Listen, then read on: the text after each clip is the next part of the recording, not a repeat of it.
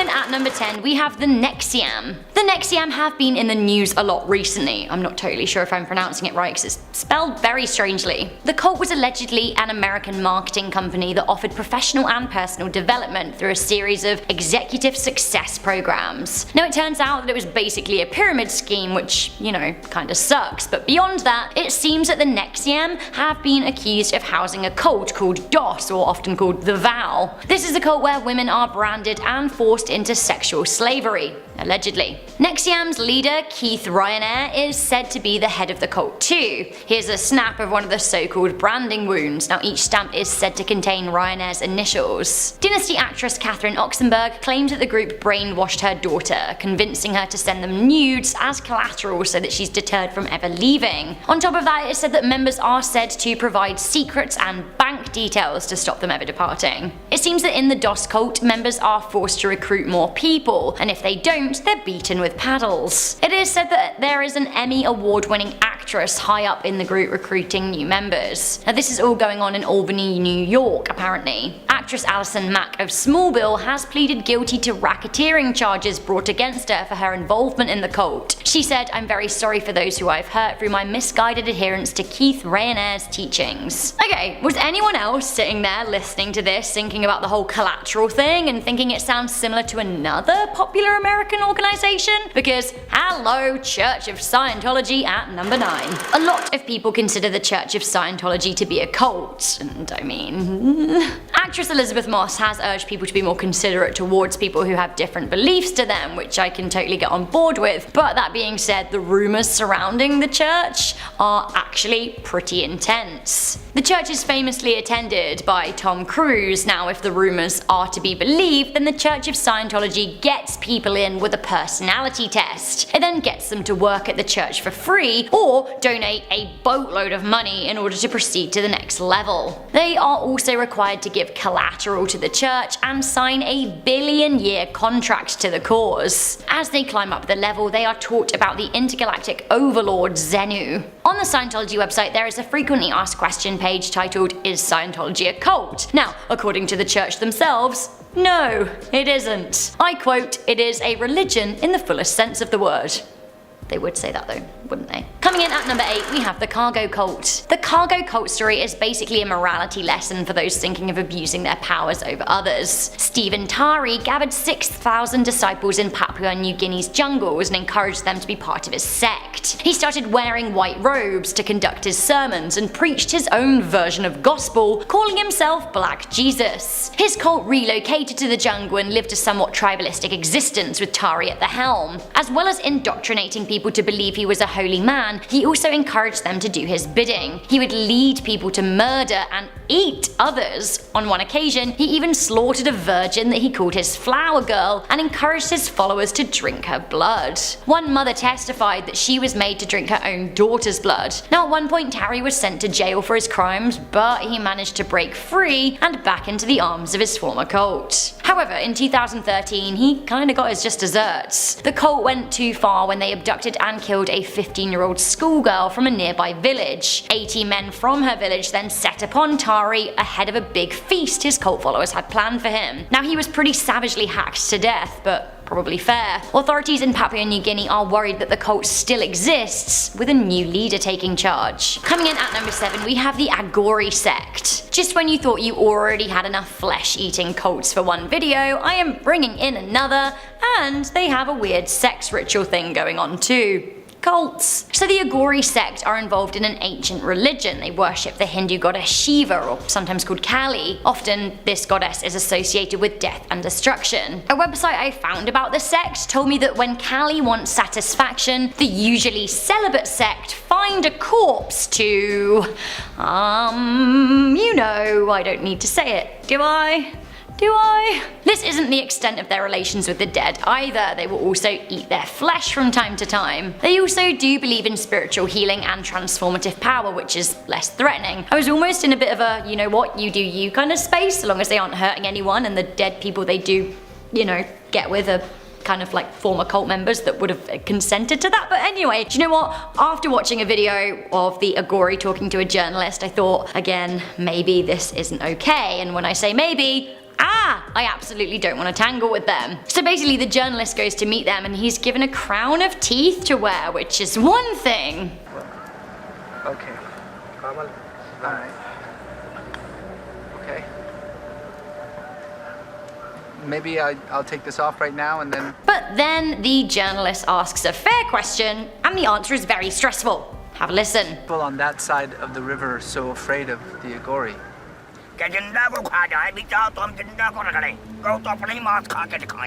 Okay, the final straw for me is when this happens. Why do...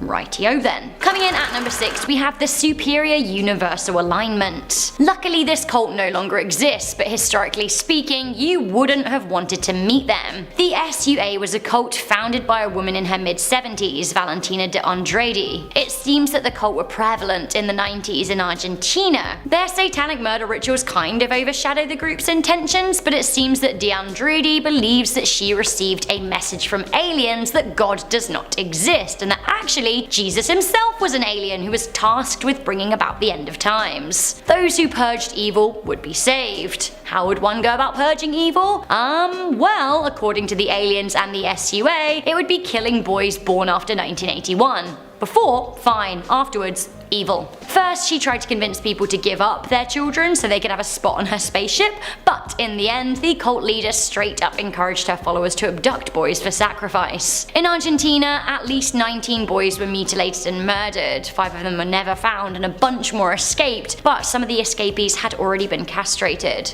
So grim. While the cult leaders were brought to justice in 2003, it seems that offshoots of the SUA may still exist in Austria. Coming into number 5, we have the Order of the Solar Temple. This cult was founded in 1984 by Joseph de Mambro and Luc Journet in Geneva, but they also had offshoots, and perhaps still do, in France, Australia, Canada and Spain. The order seemed to have been inspired by the ancient Knights Templar of France. The temple had many secret underground churches in Switzerland and had so-called lodges elsewhere in the world, covered in riches. It seems that the cult believed that God was a solar king and that their mission was to unite Christianity and Islamic faiths. In order to prepare for the second coming, the cult murdered a baby with a wooden stake at a lodge in Quebec. How to unite the people? Kill a baby. It's a kind of culty sense I've come to expect. Later they staged a reenacted Last Supper before killing dozens of people across the world, whilst other cult members committed mass suicides in response to, I quote, the hypocrisies and oppression of this world. 2 days before Christmas in 1995, 16 bodies were discovered in a star formation in the Vercors mountain of France. One of the dead included Olympian Edith Bonlieu. Now one of the leaders arrested was famous composer Michael Tabernick. He was cleared of the charges and is now a free man. He was the leader of the Brussels Philharmonic Orchestra right up until 2015. Coming into number 4, we have Happy Science. Wait, but the name sounds so friendly and fun, like I'm happy and I like science, maybe I found my people. Okay, don't joke about joining cults, Rebecca. People will take you seriously. So Happy Science are a new religious and spiritual cult founded by Ryu Okawa. Did I say that right? I don't know. Happy Science also doesn't have a lot to do with science at all, but they are working on the happy part. How do they get happy? Well, by denying historical massacres, saying they simply didn't happen. Happy Science claim to have 10 million followers around the world, which I do think is a bit of a stretch. They also claim they are in contact with aliens. And I know what you're thinking, but they have picture proof, except these pictures look suspiciously like stills from Star Wars in frames. Coming into number 3, we have the Temple of Lucifer. Vice did a great documentary about Colombia's Temple of Lucifer, and they are a satanic cult led by Victor Damian Rozzo, who claims to be none other than the son of the devil himself. It seems that Rozzo used to be a Catholic, but has decided to give his life to Lucifer and has made it his mission to recruit so-called Luciferians. The Vice video was published in 2017 and has had 2.4 million views. I honestly think it deserves more, it's a pretty interesting watch. So the Church of Lucifer actually has some pretty sweet decor. It's very nouveau Satan. There's sultry red leather chairs, red curtains, a big big black and red satanic pentacle on the floor, backlit upside down crosses, and an altar to the Dark Lord himself. Kinda made it sound a bit like I'm talking about Voldemort. I'm actually talking about SCP-1, the Red Devil himself, the creation of all evil. Rozzo has claimed that a lot of high-profile people, including celebrities, have secretly visited the temple. In the Vice documentary, it seems that locals are perturbed by the amount of animals ritually sacrificed by the group. Do you want a peep inside of the church? I think you do. Now his sermon is being led in Spanish, but let's have a look anyway. Reconoció, le dio los créditos a mi señor Lucifer.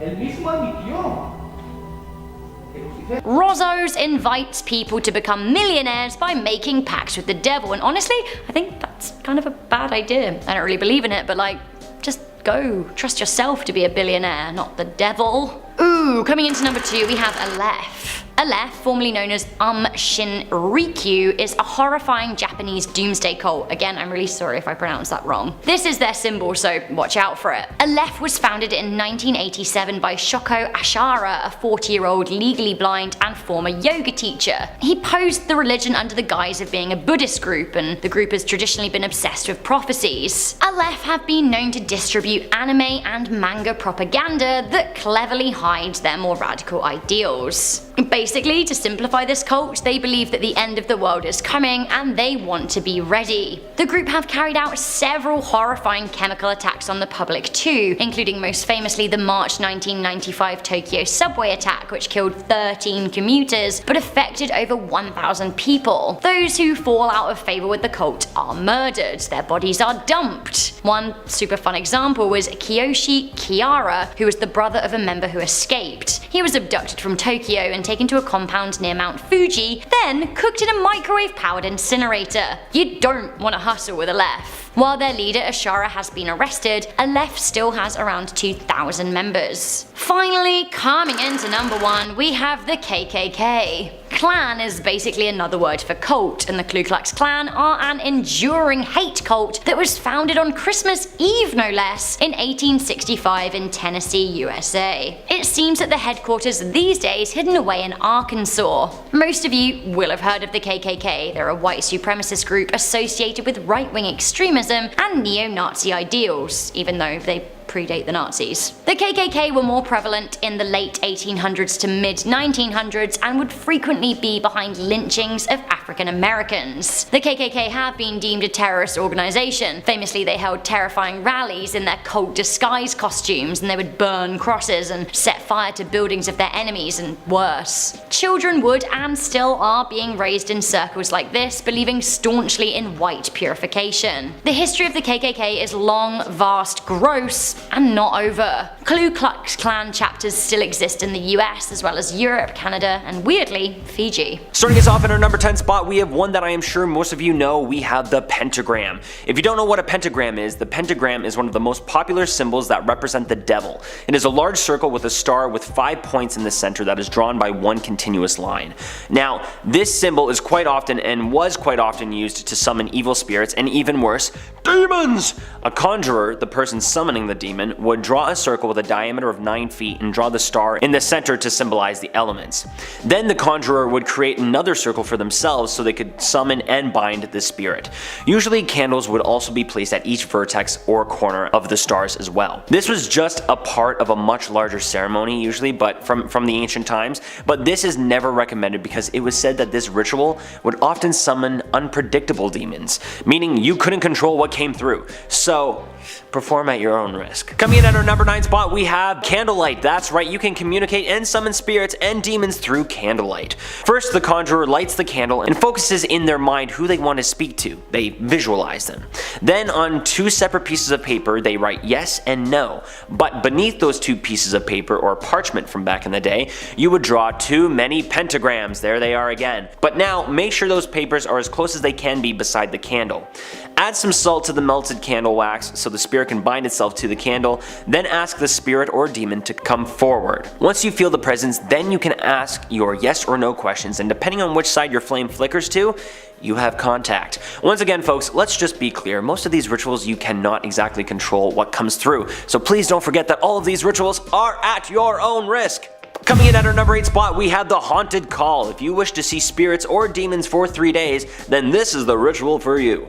First, you must take 5 green candles and light them. Green candles specifically, please. After that, you take 5 petals from a red rose and burn those. Specifically a red rose, please. Next, the conjurer pricks their thumb and lets the blood drip atop the candles without dousing the flame and begins to chant, "God of my world and the next, lend me your sight. Give the power to see things that can give people fright. Too long they've been trapped in the dark, but now let them in the light." Whoa. Now, to finish the ritual, the conjurer will then take the juice of a lemon and extinguish the flame. Then, for 3 days, the supposed spirit of demons will be in their presence.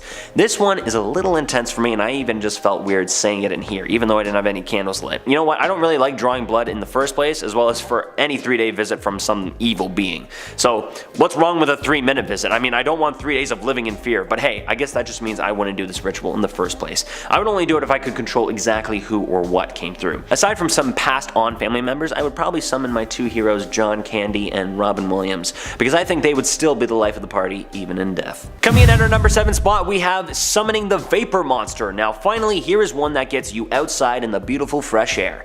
The conjurer goes outside on the night of a full moon, just to give the werewolf some company, right? But the conjurer quite specifically must go out at midnight during a full moon. Then they would focus on the monster and demon that they would want to summon. But there's one thing that needs to be done. They would need to make sure that they are in direct moonlight. Take in a deep breath of that night air and afterwards speak the words, "Gods and goddesses all, summon up something terrifying for me by the power within, mote it be." Repeat this chant 10 times and get ready for some vaporous monsters and demons. And so far I'm not seeing any here, which is a good sign. Coming in at our number 6 spot, we have the Succubus and Incubus. Now, some of you watching maybe have heard of these entities before and others maybe not. If you haven't, these 2 entities are demons that are conjured in the night to have sexual relations with the conjurer. A succubus being a female demon and the incubus being a male demon. The conjurer at midnight will once again light some candles to set the mood, tenderly anoint the body with some oils and move around in a pleasurable way to attract the demon in. Then the conjurer will then visualize what they want their visitor to look like. Prick a finger to draw some blood once again and then speak, "O succubus of mine, I call to thee with this blood offering to come to me, so may it be." Now, this is really dangerous because these entities are meant to suck the life force out of the conjurer, and they most certainly will. But if one chooses to go forward with the ritual, they can draw a white circle around themselves with white chalk, with 3 to 5 candles placed equidistant from each other around its perimeter. But I wouldn't risk this one, to be honest. I'd say maybe just wait until your next partner. Coming in at our halfway point at number 5, we have the Vengeful Payback Spell. This spell summons the demon known as Andrus, aka Andromalius. And let me tell you, this one is pure evil, even for the conjurer if you ask me, but no one has ever crossed me that badly yet to make me want to get payback. So maybe one day, I don't know, but for now, let's just talk about it. The conjurer will need a red, purple, or even black candle. Next, they etch the perp's name into the candle, then make sure the candle is anointed in castor oil, and then rolled in black pepper and basil. Now, make sure to have some type of offering as well, such as blood, rose wine, raw eggs, sweet cakes, or even fresh strawberries. I recommend these strawberries. Then, between the hours of 12 a.m. and 4 a.m., write your petition and display pictures of the perp. Then, burn dragon's blood or dragon's blood incense nowadays and chant the end for 10 minutes while staying focused on the sigil. Tell Andrus you need help and to enjoy the offerings and pain they will cause the target. Then let things be and let him know he can report back to Lucifer if he wants. Now, this one sounds really intense, and I think you gotta do some pretty horrific and backstabbing things to get this one done on you. So all of you best be on your best behavior, because if you cross me at all, I'll do it. Coming in at our number 4 spot, we have Payman. Now, does this one sound familiar? Because if it does, it might actually be because it's the demon that was summoned in the movie Hereditary. Now, Payman is one of the 4 kings of hell, and while it is not guaranteed he will be the one to come through, this is the ritual. Once again, the conjurer will create 2 large circles, one for the demon and one for themselves on the ground. Then place a candle in each cardinal direction. Next, the caster will invoke the demons Belial to the north, Lucifer to the east, Fluris to the south, and finally Leviathan to the west. They will be the guardians of the earth, wind, air, and fire. And then once that is completed, the caster will enter the center of the circle and call upon Satan to bind the elements. Once that is done, call out to the great demon king Payman, and if you're lucky, he shall come forth and answer your questions and even complete your evil doings. Starting us off in our top 3 at number 3, and one much nicer than all of the past summonings, we have an angel. While this one isn't really a demon. There are some demons that are actually fallen angels, and depending on the angel, this could lead to a future demon. Plus, I just need one in here that is going to be a little bit lighter and isn't going to scare the freaking hell out of me. So sure, Dewey is the ultimate ghostbuster and I ain't afraid of no ghosts, but demons are another story. Anyway, light a white candle at midnight and say, "O heavenly creatures of the light, I call to you to come to this place now, so mote it be."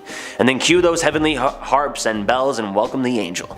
This one I can really get down with. Which angel I want to summon exactly, I'm not sure, but hey, I bet you they're all great, or at least better than all the other ones on our list. Coming in at number 2, we have the one, the only, the angel of death, the Grim Reaper. This one is pretty hefty because we all know what this guy means. Whenever the Grim Reaper may appear, death follows. If the conjurer just so happens to want to summon Mr. Reaper himself, then this is how you do it.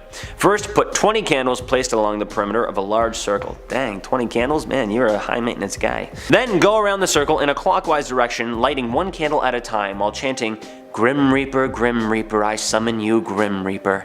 Be my servant, be my friend. May it be cast as this spell is made. Then after a few days, the scythe-wielding angel of death should make an appearance. What happens after that is unknown though, but I never want to see this guy ever, even in my final moments. If you could, Mr. Reaper, just stand slightly off somewhere to the left where I can't see you, that would be great. I just think I'm just going to be spooked enough already as it is, as I will probably die from seeing a huge bug that I won't need any other creepy sights in my final moments. So please, if you could do that, that'd be greatly appreciated. Just let me go in as much peace as I can have. And finally, coming in at my final number 1 spot, we have Lucifer, aka Satan, aka the devil himself. There is a specific spell that I found that is said to be able to summon the devil himself. Now, it is written in what I believe is Latin, but I am actually not sure. I tried to find out online and nothing was coming up, so if any of you know, please let me know down in the comments. I'll put the actual spell here in the video. I don't know this one because I don't usually summon Lucifer, so I'm not up on my conjuring skills. Summoning the devil has gone back centuries, as I'm sure you can tell from this ancient language that the spell is in, but once again here folks, use all of these at your own risk, and personally I do not recommend them. Why? Because I have seen way too many horror movies out there, and even if there is any slightest bit of truth in any of them, Dewey don't want it.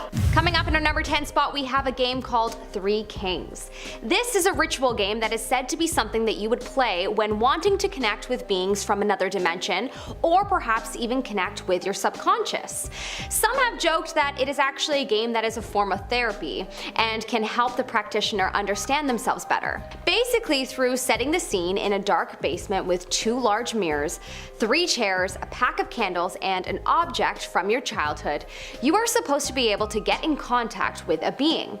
At around 3:30 a.m. in the morning, you are supposed to go to the scene with a burning candle and sit down on one of the chairs at 3:33 a.m. with your candle.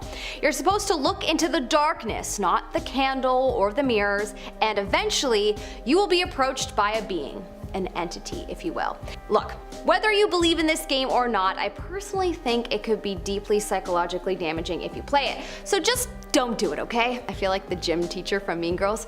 Just don't do it, okay? In our number 9 spot, we have Bloody Mary.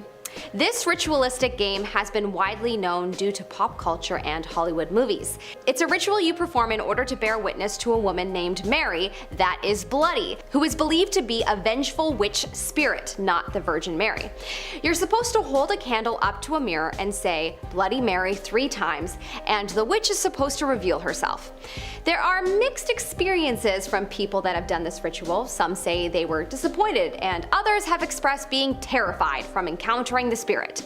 Some have stated that people that play the game experience Bloody Mary's wrath and could possibly be strangled, cursed, or get their souls taken. What? Well, not sure if I believe this to be real, but heck, it's dark enough that you should probably stay away from it. In our number 8 spot, we have the Hooded Man. This is a weird ritual as it doesn't necessarily seem all that bad, but there are people that believe that it has the potential to be bad if the player does not return. So let me explain. So this is a ritual that you would play if you were someone interested in possibly traveling to another dimension. Before even doing the ritual, you are supposed to cleanse your space, or cleanse yourself. Then when it is night, you're supposed to go to a room with a phone and you basically make a call for a cab. If you have succeeded, you're supposed to see a black cab pull up and you're supposed to get into it. Lock the doors and fall asleep. This seems highly dangerous and risky, but okay people that think this isn't that bad. If you wake up and it's 3:30 a.m., then you'll fall asleep again and find yourself in the back of a cab with a hooded man driving in the front seat. You're supposed to look out the window and see another world. If you want to leave, you're supposed to whisper to the hooded man, "I have reached my destination now," and you shall be returned home. Some believe this game to be bad because if you get caught up in the other world and don't try to leave, then you might not return. Honestly, I'd be more worried about getting into a cab of someone you don't know and falling asleep. Yikes, just don't play this game ever. In our number 7 spot, we have the Midnight Man. This is a game that has become quite known in the last while. However, everyone that plays this game advises to never ever play this game. Many people have reported hallucinations and permanent mental scars that are just not worth the risk. Apparently at midnight you are supposed to summon the Midnight Man by calling out to him, and then you are supposed to run around your house and you have to try to not get caught by him. At 3:33 a.m. it is said that if you were not caught, then you have won the game. Apparently this was a game that was an old pagan ritual that was used to punish anyone that disobeyed the religion. Yeah, as psychological torture, for sure. Coming up in our number 6 spot, we have Daruma Sun. This is a bath ritual that was created in Japan, and it honestly feels like a story my brother would make up because the things you have to do will possibly make you laugh. It made me laugh, but I laugh easily. This is a ritual that people do so that they can have the lovely experience of a ghost chasing them around all day long, and if they don't manage to capture the ghost, because yes, you are supposed to capture her, then she will follow you into your dreams. Yikes. Apparently you summon her while in the tub while washing your hair. You're supposed to say, "Daruma-san fell down," over and over. Then she's supposed to appear and show you that she fell onto the bathtub where she was impaled through the eye. The next day she's supposed to chase you everywhere, and you are supposed to capture her by looking over your right shoulder, and you're supposed to yell "Kita" and do a karate chop movement with your hand. No, I'm not making this up. Just stay away from this ritual, it's a crazy one. In our number 5 spot, we have One Man Hide and Seek. This is another Japanese game that you may want to play if you're looking for a reason to crawl under your covers and never leave the comfort of your bed again. This game is called Hitori Kakurembo, and when playing this game, you are playing hide and seek with a possessed doll. Yeah, how is this real? I'm terrified. Basically, you're supposed to de-stuff a doll and replace its insides with rice, along with a piece of your fingernail. Sew the doll's opening with a red thread and wrap the remaining thread around the doll. You're then supposed to give the doll a name and place it in the bathtub with some water.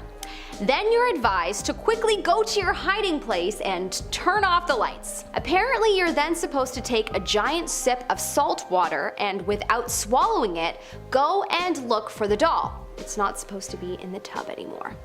God, I can see why this game may be tempting to play, but also terrifying. In our number 4 spot, we have the Closet Game. This one shouldn't be so hard to convince you to never play because this one requires you to summon a demon! Yeah, a demon. Why, oh why, was this game invented? Holy moly. Basically, there is no objective but to feel the most amount of fear, probably for the adrenaline junkies of the world. Apparently, you're supposed to go into a pitch black closet, hold up an unlit match, and say, "Show me the light or leave me in darkness." Apparently when you hear a whisper, you have to immediately light your match or the demon will grab you and pull you into eternal darkness. Ah, lovely. If you successfully light your match and get out of the closet, then you won. But just know that you can never look inside your closet ever again because it will forever be haunted by a demon. In our number 3 spot, we have the Elevator to Another World ritual game. This is a game that you would play if you want to have the experience of going to another world. Sounds pretty PG, but with playing games like this, you never know what could happen and you should be careful. All you have to do is find a building with at least 10 floors and make sure to be riding alone. Then press this combo, 4, 2, 6, 2, 10, 5. On the 5th floor, a woman will enter. Do not look at her. Then the elevator will ascend to the 10th floor, where you can get out and observe a new world. When you want to go home, get back in the elevator and press the same combo. This sounds so cool, but apparently people have had some crazy experiences from it, so maybe proceed with caution. In our number 2 spot, we have the Dry Bones Ritual. Another game to summon a demon. There is no reason for this. Why, people? This game apparently is done with the objective to win a prize. I don't know what prize. It will be different for every person, but it's supposed to be something good. You're supposed to have a mirror, a candle, and some matches. Go into your room at 12:01 a.m. on a night when you're completely alone. You're supposed to stare at your reflection in the mirror and listen for any noise or whispers. If you hear something, leave your house right away, as that means the demon's there. If it's silent, then you just think about your prize that you want. You're then supposed to light the candle with the match. Don't blow out the match yourself, but wait for it to burn out on its own. Then lie down on the floor and say, "I am aware of your presence and I welcome you into my home. Come now." After that, go to the largest room in your house and wait for a moaning noise. If you hear it, the hide and seek game has started. If you manage to hide from the demon until 3 a.m., then you win. You must say, "Thank you for playing, but please leave now. You are no longer welcome," to the demon. The demon will leave once you hear a groan. You can expect your prize the next day on your doorstep. If you don't win, the consequences could be dire. I couldn't find out any other testimonials, so maybe this game is just not worth the risk. In our number 1 spot, we have the Ouija board. I am personally not a fan of this game, as I personally had a very traumatic experience with it when I was only 11, and it took many years of therapy to work through the psychological impact that it had. I'm not joking. This is the number 1 game that I would advise that you do not play, but of course that's my opinion and bias, so do whatever you like. However, you have been warned. This is a board game that was invented in 1890. Yep, it's quite old. It was invented as a tool for mediums and everyday people to connect with the dead and pass along messages. Over the last 100+ years, it has become more known due to Hollywood movies, but it was a game that actually grew to popularity through word of mouth. Of course, Catholic and Christian religious groups everywhere advised against it because it is not particularly a positive tool. It's a game that opens a portal to the dead, and you never know who you're communicating with. It could be good spirits and it could be bad. Some believe that the bad spirits will haunt the player if they are unlucky to channel them and will drive them to insanity. Regardless of whether that is true or not, it could be psychologically damaging to anyone that remotely believes in good or evil, heaven and hell, or any kind of afterlife. Starting off this list at our number 10 spot, we have the Witch's Sabbath. The Witch's Sabbath is a concept in Western European folklore that describes a gathering of witches for a demonic and magical ritual. It was the meeting of the witches. It is said that during the Sabbath, witches would engage in acts of heresy, including devil worship, flesh consumption, and even sexual parties. The event was believed to take place on the night of a full moon, often in remote areas such as mountaintops or crossroads. The concept of the Witch's Sabbath gained popularity during the witch hunt era of the late Middle Ages and the early modern period, with many people accused of witchcraft being accused of attending such gatherings. The idea of the Sabbath was used as evidence of the devil's influence on witches and as a justification for the persecution and execution of those accused. In our number 9 spot today, we have potions. Alright, every time I see like the classic folklore depiction of a witch, I always wonder what it is that they're stirring up in that cauldron. It's bubbling, it's boiling, it's steaming. What is it? A potion, of course. Witches may drink a potion as part of a ritual meant to summon the devil or other supernatural entities. The potion may be made from a variety of ingredients, including herbs, animal parts, or even human blood. The purpose of the potion is often to induce a state of altered consciousness or heightened awareness, allowing the witch to communicate with the otherworldly entities they seek to summon. The ritualistic setting for drinking a potion may vary, but often involves a secluded location. You know, for an occult ritual, we need that eerie setting. The witch may be required to perform certain tasks or complete specific rituals before or after drinking the potion, and the concept of using psychoactive substances as part of a ritual or religious practice is found in various real-world traditions throughout history. However, the summoning of with the devil is not a common practice. In our number 8 spot today, we have drawing a pentagram. A pentagram is one of the most recognizable symbols when it comes to all things occult, and drawing a pentagram is a ritualistic act commonly used in magical practices as a way to create a protective barrier or to invoke supernatural forces such as the devil himself. The pentagram is a 5-pointed star, often drawn with a circle around it, and each point represents one of the elements: earth, air, fire, water, and spirit. The pentagram is believed to have protective properties, and drawing it is often done as a way to banish negative energy or spirits, but in some magical traditions, the pentagram is also used to invoke spirits or deities, with each point representing a different aspect of the entity being invoked. The ritual of drawing a pentagram may involve specific movements, such as walking around the perimeter of the pentagram while reciting an incantation, more on that later. While the use of the pentagram has been associated with witchcraft and the occult in popular culture, it is also used in various other spiritual and religious practices. In our number 7 spot today, we have lighting candles. Candles are often used to create a certain ambiance, a vibe, to symbolize different aspects of the ritual and to invoke spiritual energy or entities. The use of specific colors of candles is believed to have different meanings and may be chosen based on the purpose of the ritual. For example, green candles may be used to attract wealth or abundance, while white candles may be used to represent purity or to invite divine energy. If you want to summon the devil, would you use red?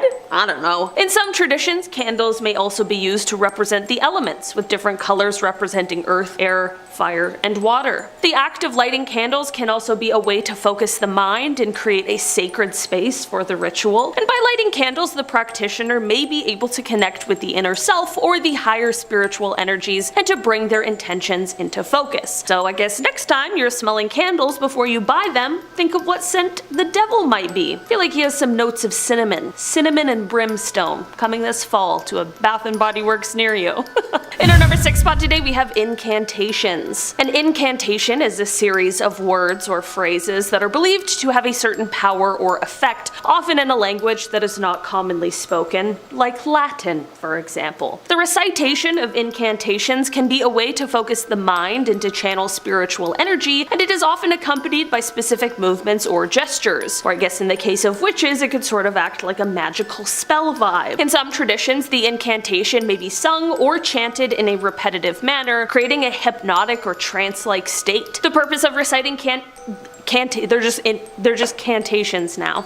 The purpose of reciting incantations can vary widely, from attracting love or prosperity to banishing negative energy or entities, or to summon entities. The use of incantations is often based on the belief that words have a certain power or vibration, and that by speaking certain words, the practitioner can tap into this power and create a desired outcome. Sort of like manifesting, but I guess it's like manifesting the devil. In our number 5 spot today, we have sacrifice. Some depictions of witchcraft involve the sacrifice of animals or humans as part of the ritual. This can be done as a way to appease the devil or to gain favor in exchange for the sacrifice. In reality, the vast majority of practitioners of witchcraft do not engage in animal or human sacrifice, and such practices are widely condemned by mainstream spiritual and religious groups, which feels very important to note. But that's not to say it's never happened before at a terrifying occult ritual. In fictional depictions, the sacrifice of animals or humans is often portrayed as a way to offer something of value to the devil or other demonic entities in exchange for power or favors. The sacrifice may be accompanied by other ritualistic elements, such as the other ones that we've spoken about today.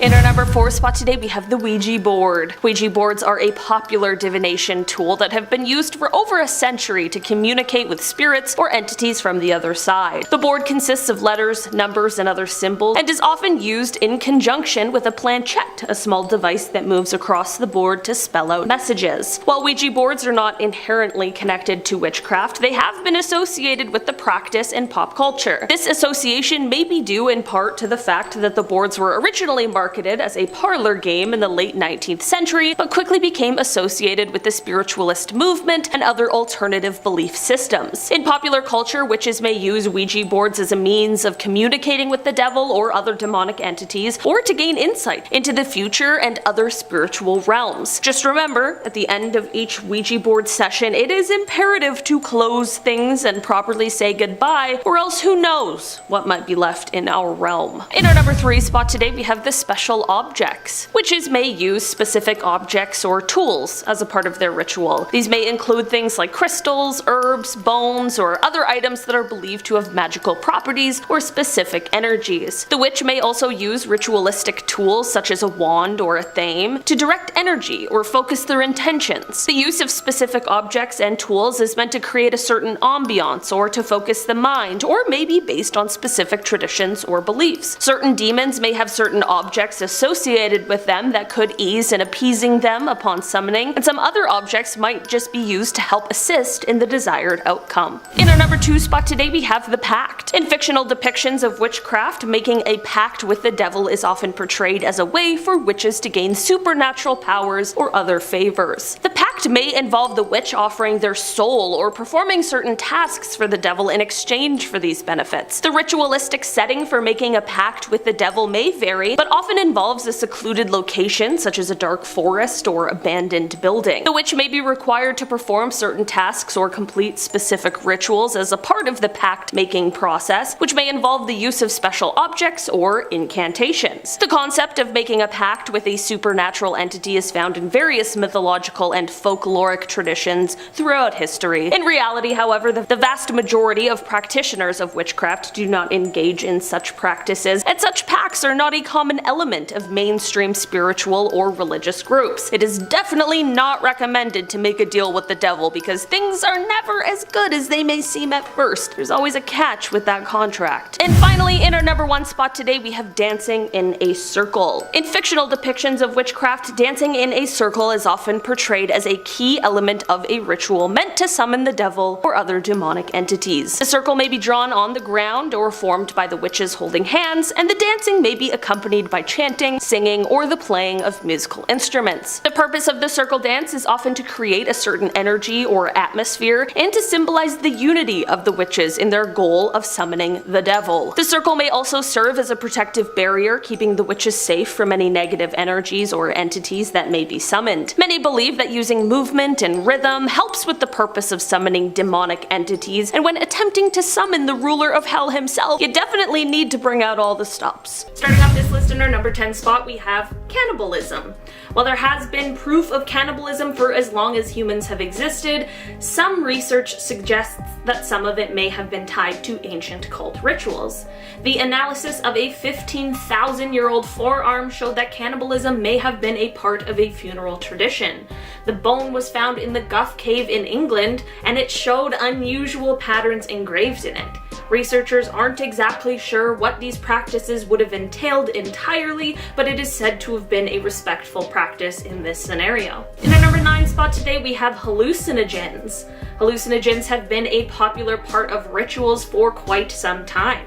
They've been used for thousands of years to gain spiritual insight or even to communicate with deities. There have been cave drawings found in Africa, Asia, and South America that depict hallucinogenic mushrooms and other similar plants. The oldest written records of the use of these types of plants comes from around 3,000 years ago. There are also historical records from ancient Athenians about a drink called kykeon, which would put people into a trance-like state and was consumed in religious ceremonies called Eleusinian mysteries. Kykeon would be made with barley, and it is said that the barley would have been infested with the parasite ergot, and that the drink would have caused effects similar to an LSD trip. In our number 8 spot today we have animal sacrifices. Animal sacrifice is fairly well documented throughout history and has been included in many different rituals. Ancient Mesopotamia, Egypt, and Persia would place an entire animal on the fire and burn it, or would bury the animal.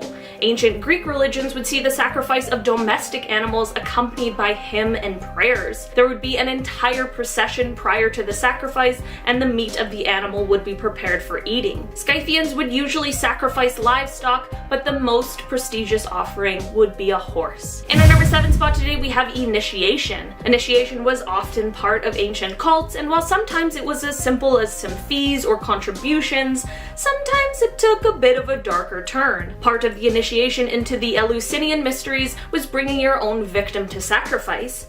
After the sacrificial process was finished, the people hoping for initiation would take themselves and their sacrifice to the ocean to be cleaned.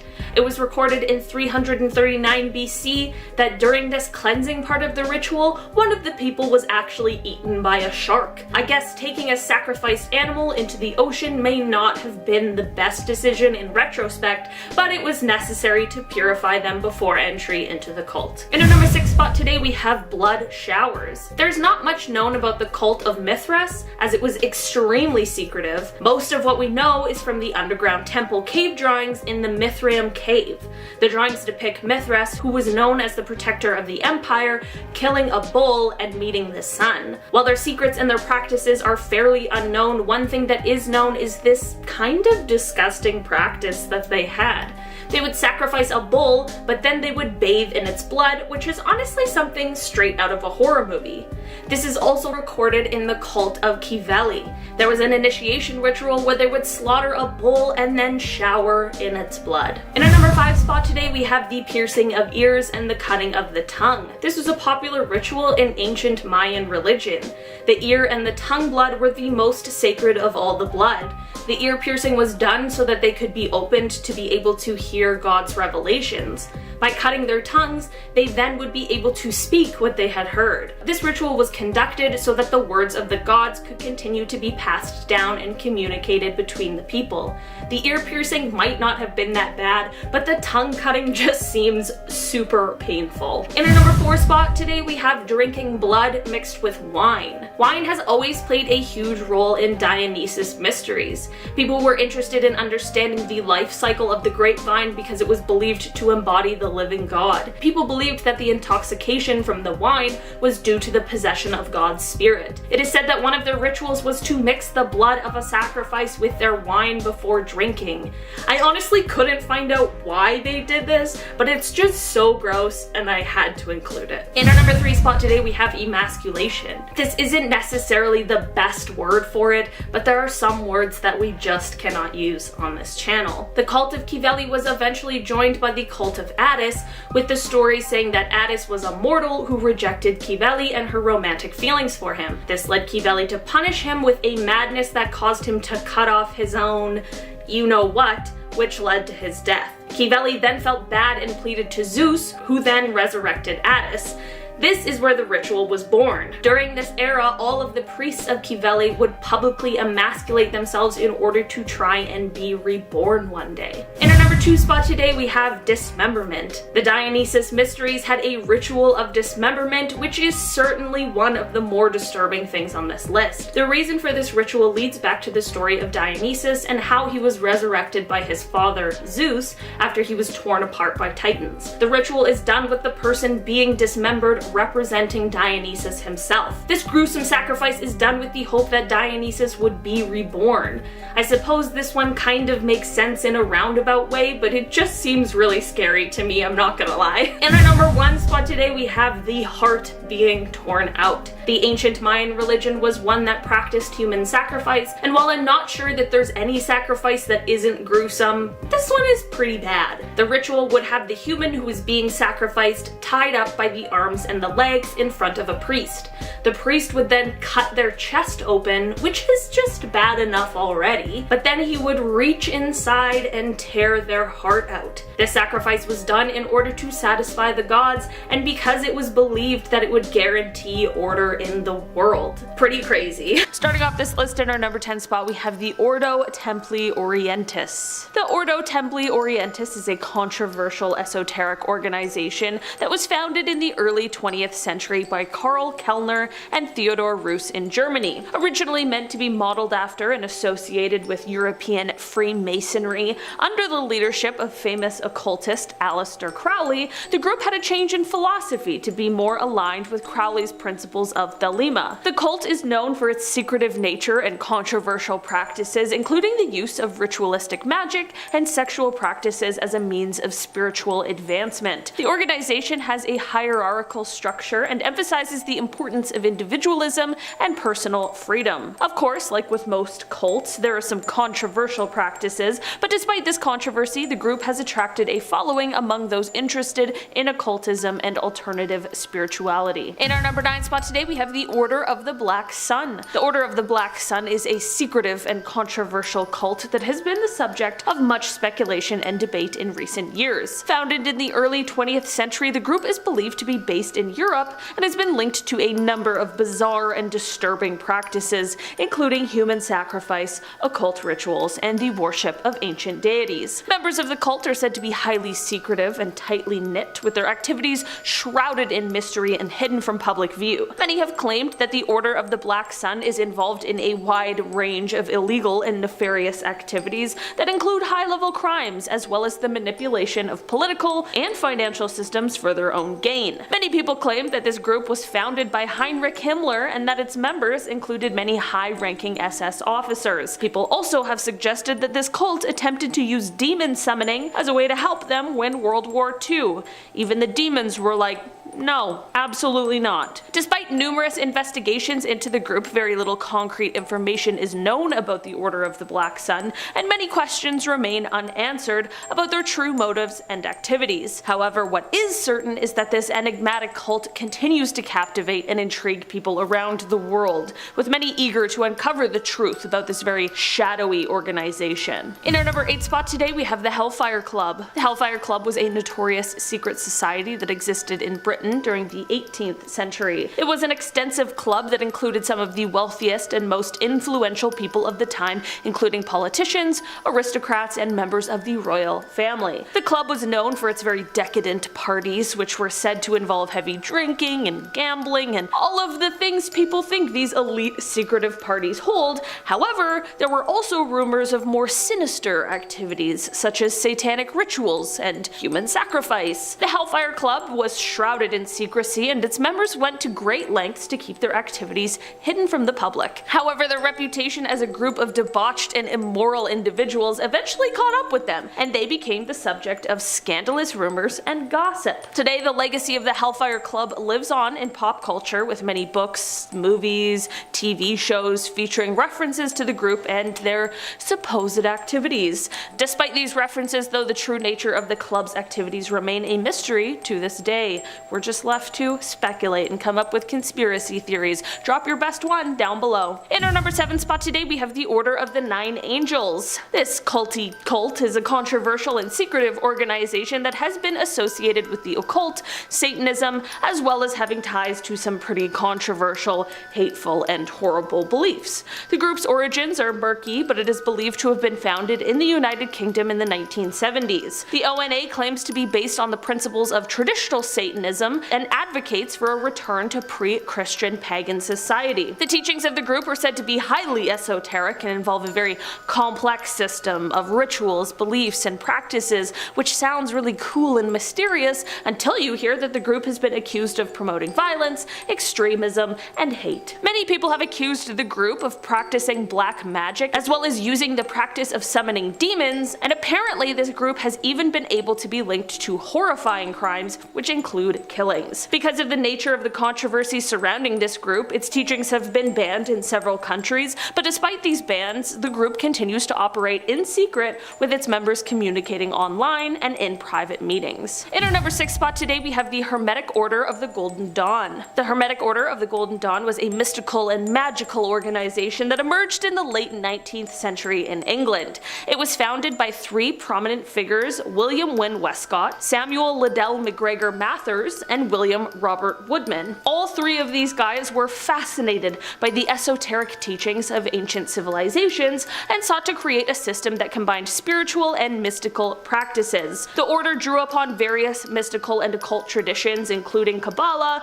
alchemy, astrology, and tarot, in order to create a comprehensive system of magical practices. Its teaching emphasized personal development, spiritual evolution, and the attainment of spiritual knowledge and enlightenment. The order's rituals and teachings were highly secretive and were only accessible to members who had undergone a rigorous initiation process. Its members included prominent figures such as Aleister Crowley, of course, W.B. Yeats, and Arthur Edward Waite, who went on to make significant contributions to the fields of mysticism and occultism. Despite the relatively short existence of this group, the order has had a profound impact on modern Western esotericism and continues to inspire spiritual seekers and magicians to this day. In our number 5 spot today, we have the Kabiri Mysteries. The Kabiri Mysteries refer to a set of ancient Greek religious practices and rituals associated with the Kabiri deities, a group of enigmatic gods worshipped in various regions of Greece, particularly on the island of Samothrace. The mysteries involved secretive initiation ceremonies that were performed exclusively by the initiated members of the cult and were believed to impart special knowledge and spiritual power to the participants. It's one of the most secretive religious groups in history, and the exact nature of the group remains the subject of intense debate among scholars because there is so little information to go on. It is generally believed that the cult was closely connected to the cults of Demeter and Persephone, and that the initiation rites involved elements of mysticism, fertility rites, and underworld symbolism. This mystery group exerted a significant influence on the development of Greek religion and culture, and were celebrated by various communities throughout the Hellenistic world. Despite the mystery that shrouds them,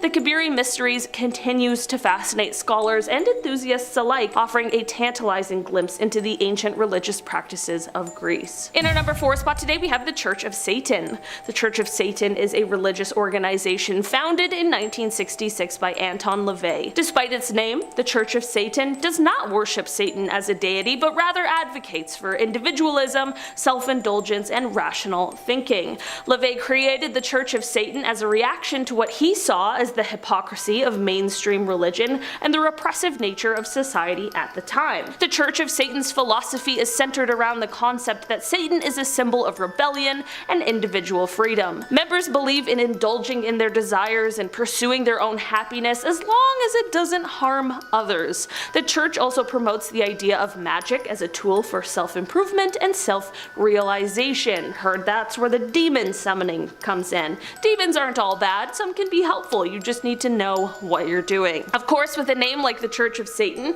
you're gonna face some controversy, and this group certainly has received its fair share of criticism over the years, with many accusing it of promoting evil and immorality. The organization maintains that it is a legitimate religion with a unique philosophy and worldview. In our number 3 spot today, we have the Temple of Set. The Temple of Set is a religious organization that was founded in 1975 by Michael Aquino, a former member of the Church of Satan. Wow, what a crazy connection. The Temple of Set is based on the philosophy of Setianism, and the group mainly focuses on the worship of Set, an ancient Egyptian deity associated with chaos, strength, and individuality. The Temple of Set is unique among religious organizations in that it places a strong emphasis on individualism and self-realization. It also incorporates elements of ancient Egyptian religion, as well as ideas from other Western esoteric traditions. Members of the Temple of Set are encouraged to pursue knowledge and self-discovery through practices such as meditation, ritual magic,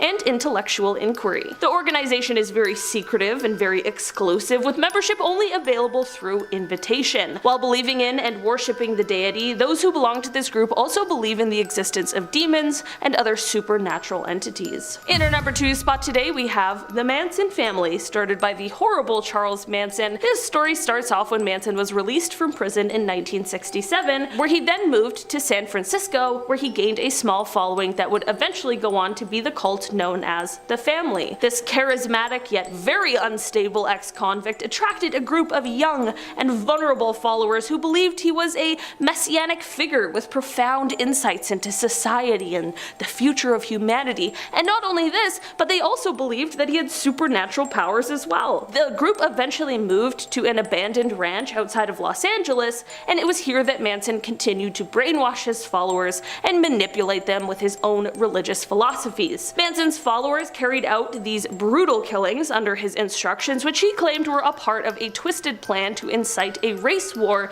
he called Helter Skelter. In the end, Manson and several of his followers were eventually arrested and charged for the crimes, with a trial that was highly publicized. Manson's bizarre behavior and manipulative tactics in court further solidified his reputation reputation as a deranged cult leader, and the story of this cult has had a lasting impact on American culture and continues to fascinate and absolutely horrify people to this day. Finally, in our number 1 spot today, we have the Knights Templar. The Knights Templar, also known as the Poor Fellow Soldiers of Christ and the Temple of Solomon, was a medieval Christian military order that was founded in the 12th century to protect pilgrims traveling to the Holy Land during the Crusades. The order became known for their bravery and skill in battle, and they quickly gained wealth and power throughout Europe. The Knights Templar became one of the most influential and respected organizations of their time, with members including knights, monks, and priests who took vows of poverty, chastity, and obedience. They were known for their distinctive white mantles with a red cross and their motto,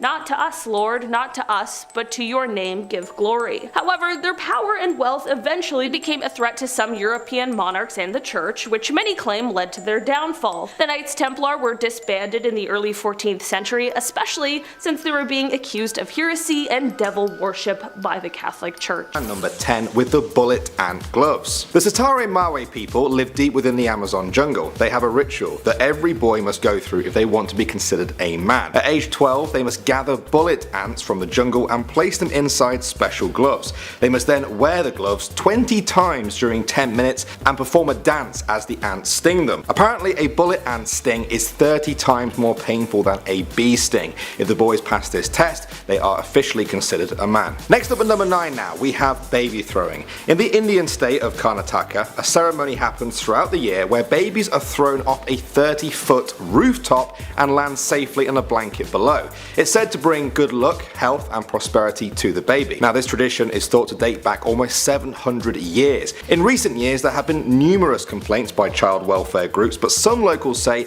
it's their religious duty to attend the ceremony. Moving on to number 8 now, we have the bathroom ban. The Indonesian Tidong people have a wedding tradition where the bride and groom aren't allowed to go to the bathroom and use the toilet for 3 whole days after the marriage takes place. The people believe that if a couple uses the bathroom, they will have a terrible marriage that may even involve their children dying at a young age. For those 3 days, they are given small amounts of food and water and are watched over by people to make sure they don't break the bathroom ban. When they complete it, they are bathed and allowed to go on with their normal lives. Alright, at the number 7 spot now, we have the sky burial. This is practiced by Tibetan Buddhists. When one of their own dies, there is no burial or cremation, they are fed to the animals, mainly birds. For Buddhists, there is no need to preserve or protect a dead body, it's now just an empty vessel. The only important part of a person is the spirit that has now passed on. These Buddhists believe that a sky burial, where the birds then feed on them, is the most generous thing you can do with your body after death. Coming in at number 6 now, we have the Kavadi bearers.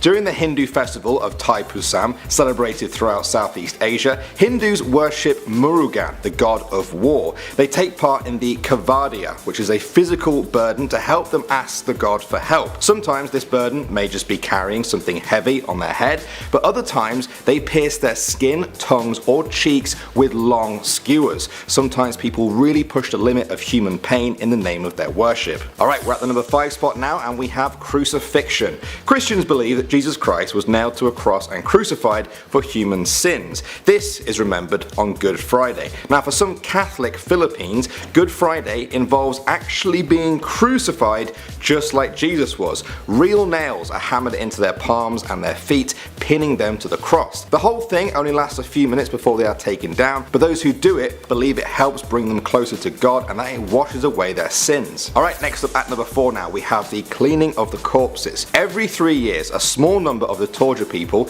in Indonesia dig up their dead relatives to wash them and change their clothes. It's said to be a celebration of life. The people believe that spirits will reward them for taking good care of their dead. Now, it's not actually uncommon for children who die to be dug up and go through the whole washing and dressing ceremony as well. Sometimes the funeral for a person there isn't held until years later when a family can afford a proper funeral, at which point the body is dug up. Coming in at number 3 now, we have finger cutting. This belongs to the Dani tribe of Indonesia. When someone there dies within their community, it's common practice for their female relatives to cut off their own fingers as a sign of love, respect, and grief over the death. The fingers are then buried with the deceased to represent the body and soul that will always live on. The practice has fallen out of tradition a bit in recent years, but many of the older people in the community still have the fingerless scars to prove it happened. Alright, next up at number 2 now we have vine jumping. This ritual is performed by men of Pentecost Island in the Pacific Ocean who jump off wooden towers up to 100 feet tall with only 2 tree vines wrapped around their ankles. They believe that the dive will help enhance their health and strength, and that a successful dive can remove any illness and physical problems associated with the wet season there. The Guinness Book of World Records said that this is the highest G-force experience by people outside